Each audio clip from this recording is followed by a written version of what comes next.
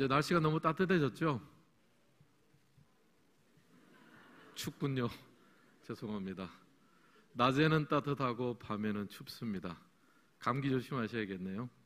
옆 사람한테 다시 한번 인사하겠습니다. 감기 조심하세요. 무슨 광고처럼 말씀하십니다. 오늘은 오른말이 더 아프다라는 제목으로 말씀 전하겠습니다. 제가 문제를 하나 낼 테니까 맞춰보세요. 세상에서 가장 무거운 것은 눈꺼풀. 맞습니다.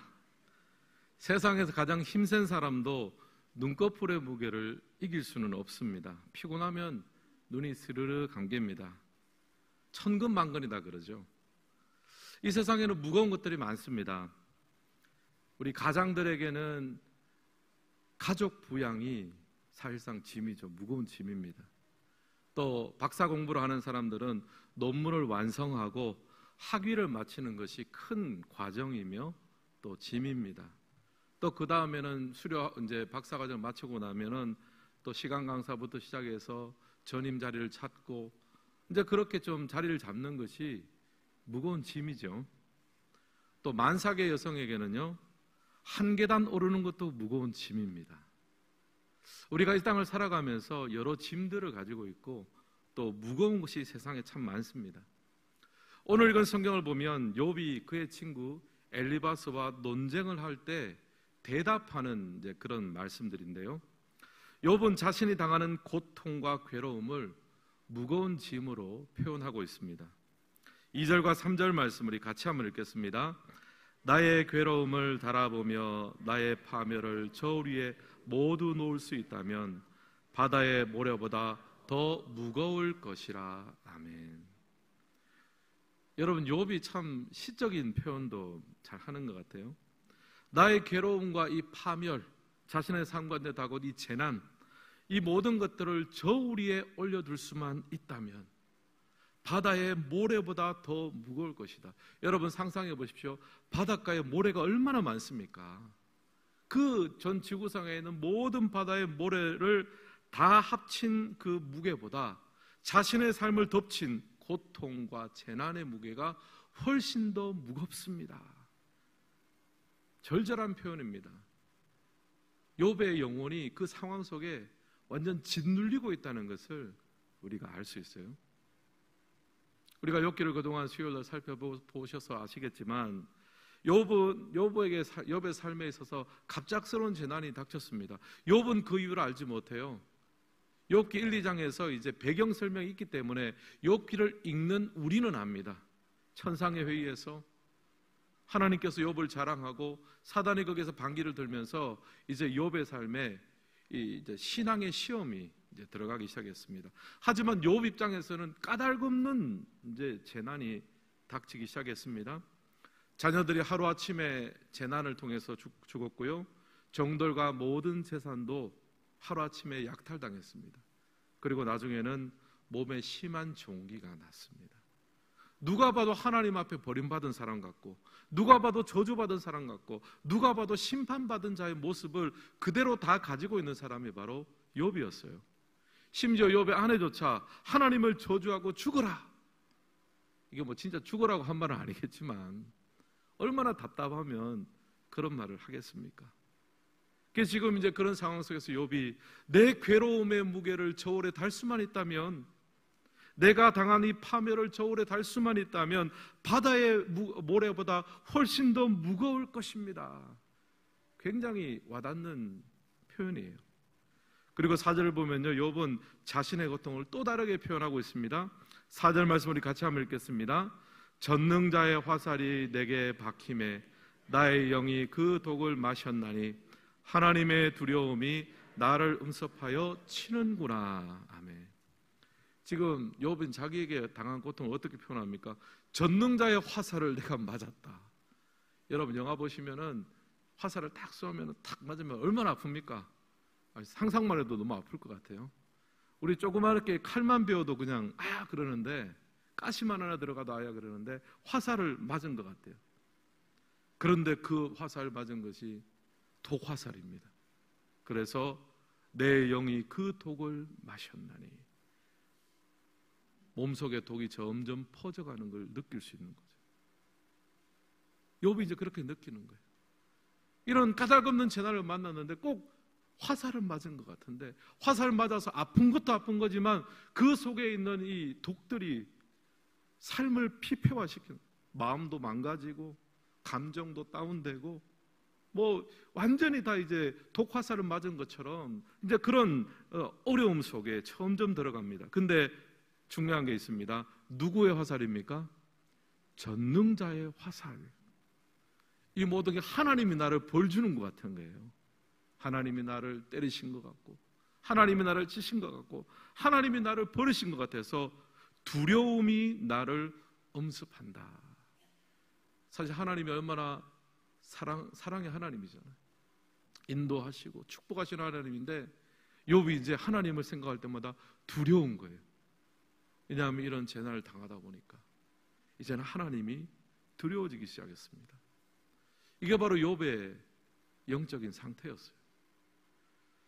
이제 그런 욥을 위로하기 위해서 엘리바스를 비롯한 욥의 3명의 친구들이 욥을 찾아왔습니다.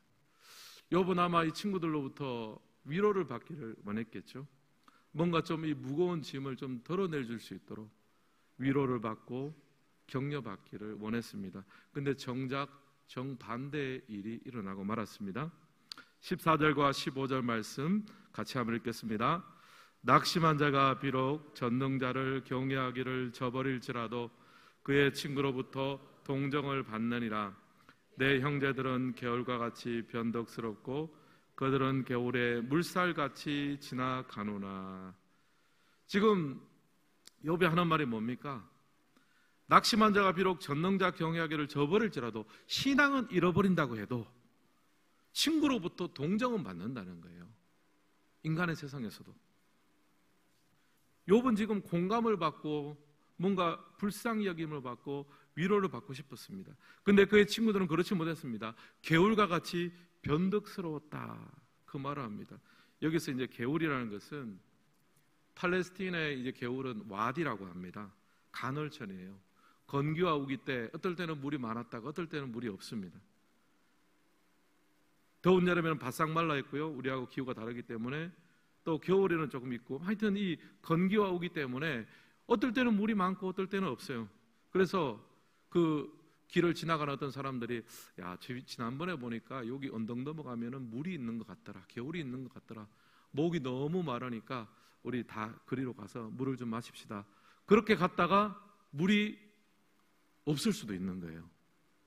물이 없으면 어떻게 됩니까? 목말라 죽는 사람이 생길 수도 있는 거예요. 변덕스럽다는 거죠.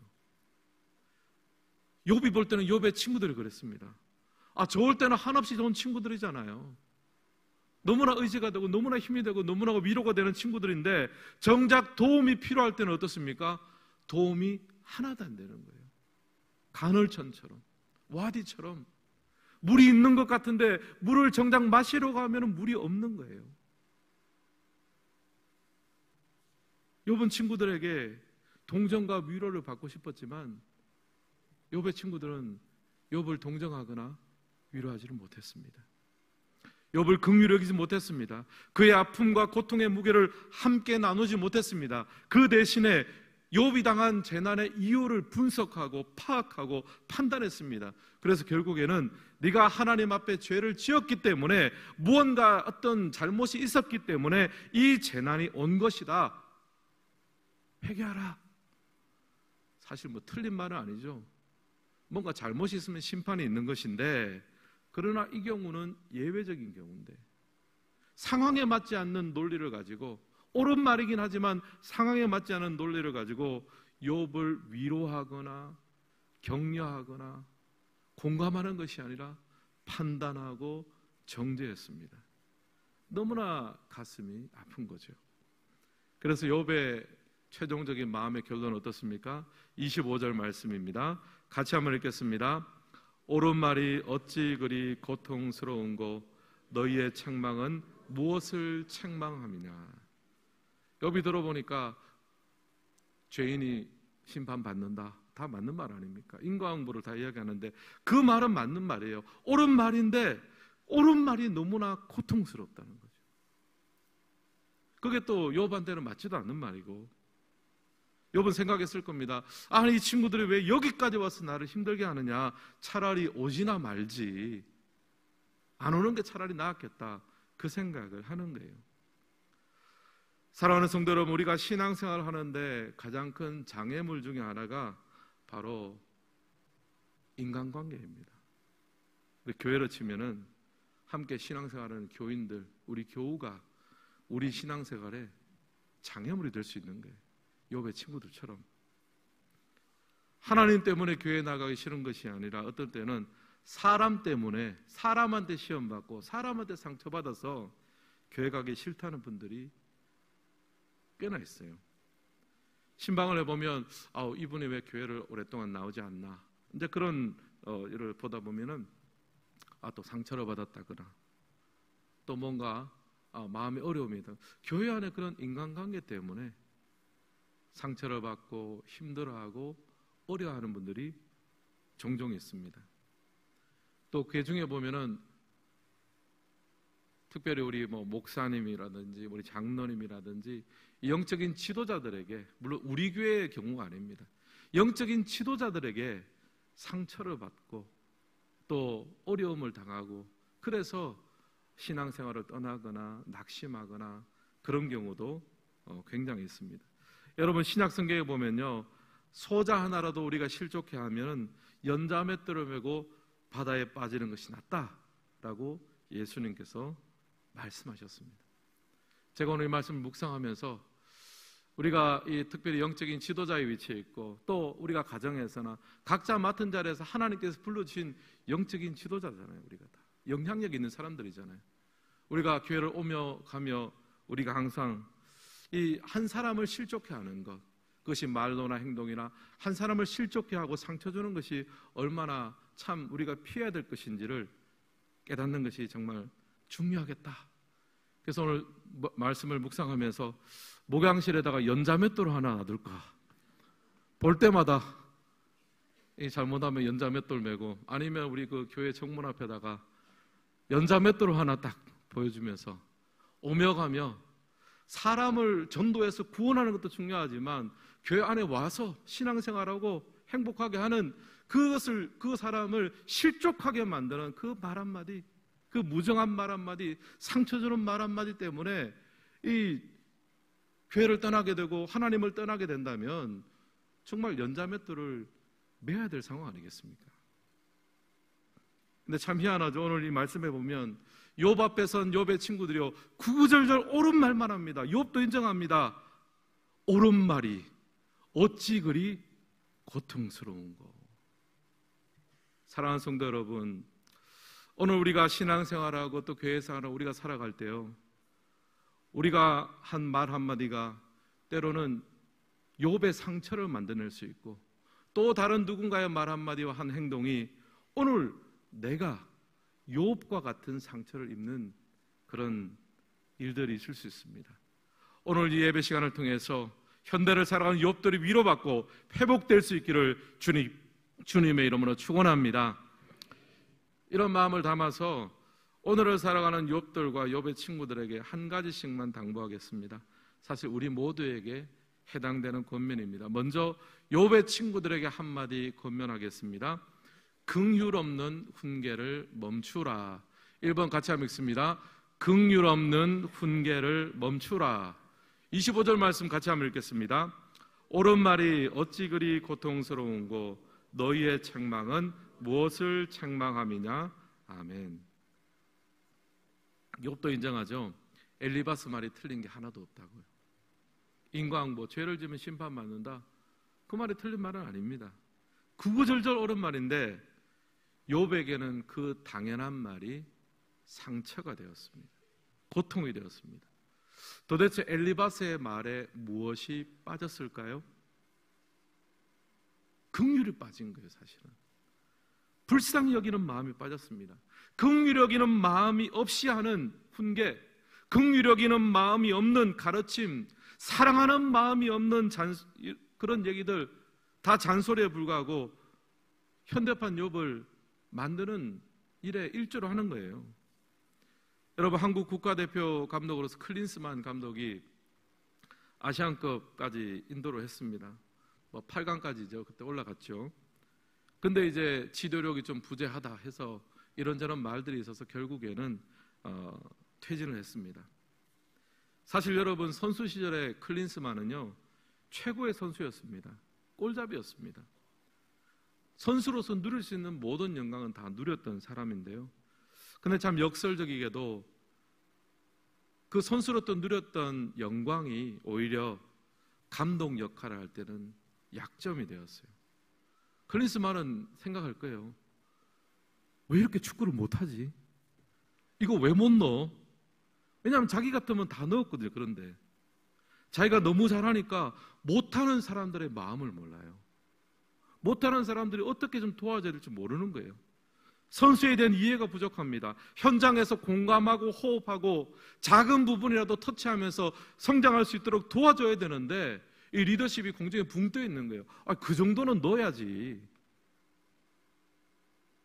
긍휼 없는 훈계가 그렇습니다. 다 맞는 말입니다. 틀린 말 하나도 없습니다. 그런데 듣는 사람한테는요, 아무런 도움이 안 되는 거예요.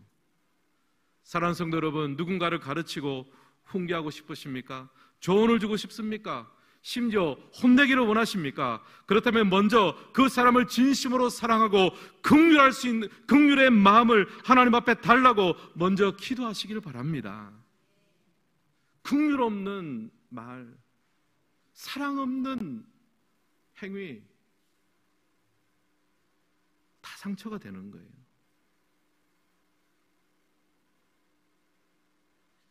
오늘 우리가 교회에서 이런저런 모양으로 섬깁니다. 다락방을 섬기는 순장으로, 또 주일학교 섬기는 교사로, 또 이런저런 모양으로 섬깁니다. 여러분, 그 모든 섬김들이 기능으로만 감당하는 게 아니에요. 긍휼이 빠진 기능은요, 사람을 죽이는 거예요. 여러분, 오늘 이 밤 하나님 앞에 기도합시다. 하나님, 제게 긍휼히 여기는 마음을 허락하여 주옵소서. 사랑의 마음을 더하여 주시옵소서. 그 마음을 먼저 회복할 때 우리를 통해서 욥과 같은 상처받은 자들이 나오지 않는 역사가 바로 오늘 이 밤부터 시작되기를 주님의 이름으로 축복합니다. 그리고 두 번째, 욥들에게 한마디 하겠습니다. 하나님께 울분을 쏟아 놓으라. 이번 함께 읽겠습니다. 하나님께 울분을 쏟아 놓으라. 아멘. 욥기 6장에서는 욥이 하나님 앞에 기도하거나 구하는 장면은 나오지 않습니다. 왜냐하면 욥이 너무 지쳐있기 때문이에요. 13절 말씀을 같이 한번 읽겠습니다. 나의 도움이 내 속에 없지 아니하냐? 나의 능력이 내게서 쫓겨나지 아니하였느냐? 이 말은 무슨 말이냐 하면 힘이 하나도 없다는 거예요. 이제는 지쳐가지고 아무런 기도할 힘도 없고 아무런 기력이 없다는 겁니다. 여러분, 오늘날 교회 안에 또 우리들 안에 욥들이 있습니다. 겉으로는 그냥 멀쩡해 보이고 좋아 보이고 거룩해 보여도 속이 썩어져 들어가는 사람들이 있어요. 주저앉아 울고 싶어. 하나님을 찾고 구하고 싶지만 내게 그럴 만한 힘이 없는 성도들이 부지기수입니다. 여러분들, 그냥 앞에서 웃고 즐겁게 대화한다고 해서 여러분 그 속도 그리라고 생각하지 마십시오. 그 마음속에는요 썩어 문드러져 가는 경우가 있습니다. 주저앉아 울고 하나님을 찾고 싶어도 하나님이라는 소리가 나오지 않는 그런 영적인 상태에 있는 분들도 있습니다. 제가 몇 년 전에 엘리베이터 안에서 어떤 다른 교회 교인을 만났는데요, 그분이 하신 말씀을 제가 잊을 수가 없습니다. 같이 엘리베이터를 타서 성경책을 들고 있길래 제가 여쭈었습니다. 교회 가시나 봅니다. 인사말로 제가 여쭈었습니다. 근데 그분이 하시는 말씀이 아마 제가 청복교회 다니는 걸 아시는 것 같아요. 네, 목사님, 예수 안 믿고 이 세상을 어떻게 살 수 있겠어요? 그 말씀을 하시더라고요. 예수 안 믿고 하나님의 은혜가 아니면 이 세상을 어떻게 살아갈 수가 있겠습니까? 저는 인사말을 건넸는데 너무 깊은 얘기가 오니까 참 우리가 삶이 이렇지, 이렇게 참 팍팍하지, 그런 생각이 들었습니다. 그분이 욥이잖아요. 그리고 그런 마음으로 오늘 기도의 자리에 나오신 우리 모두가 오늘을 살아가는 욥들입니다. 욥기 전체를 보면 결국 결국 욥은 하나님 앞에 그 모든 울분을 쏟아냅니다. 사람에게 쏟아내지 못한 것 하나님 앞에 쏟아냅니다. 사람한테 쏟아내면요 위로를 받는 것이 아니라 판단을 받게 됩니다. 네가 그랬을 때는야 이 정도는 뭐 너도 누구든지 있는 짐이지, 사람한테 이야기하면 자꾸 판단받습니다. 그러나 여러분 감사한 것은요 하나님 앞에 쏟아내면 판단받지 않습니다. 흠이 되지 않습니다. 기도하는 것마다 우리가 향한 하나님의 선한 능력이 우리 가운데 부어져야 될 줄을 믿습니다. 오늘 이 밤 우리가 하나님 앞에 욥처럼 우리의 모든 울분과 아픔과 상처, 사람에게 받은 실망과 상처 하나님 앞에 다 쏟아내시기를 주님의 이름으로 축복합니다. 인생의 짐들을 주님 앞에 맡겨드리기로 합니다. 그를 통하여 그 모든 슬픔과 상처가 우리 가운데 트라우마로 남는 것이 아니라 아물고 회복되어져서 우리 주위에 있는 또 다른 욥들을 도와줄 수 있는 하나님의 백성들 되시기를 주님의 이름으로 축원합니다. 오늘 말씀을 마무리하겠습니다. 옳은 말이 더 아픕니다. 긍휼 없이 하는 말, 긍휼 없이 하는 옳은 말, 그것이 사람을 죽이는 거예요. 교회는 옳은 말이 많은 곳이 아니라 사랑이 많은 곳입니다. 정의는 사랑과 입맞출 때 하나님의 역사가 나타납니다. 또 사람 때문에 받은 상처, 아픔이 있다면 여러분 오늘 이 밤 하나님 앞에 쏟아내십시오. 그래서 온전한 회복과 위로와 치유의 역사를 경험하는 이 밤 되시기를 주님의 이름으로 축원합니다.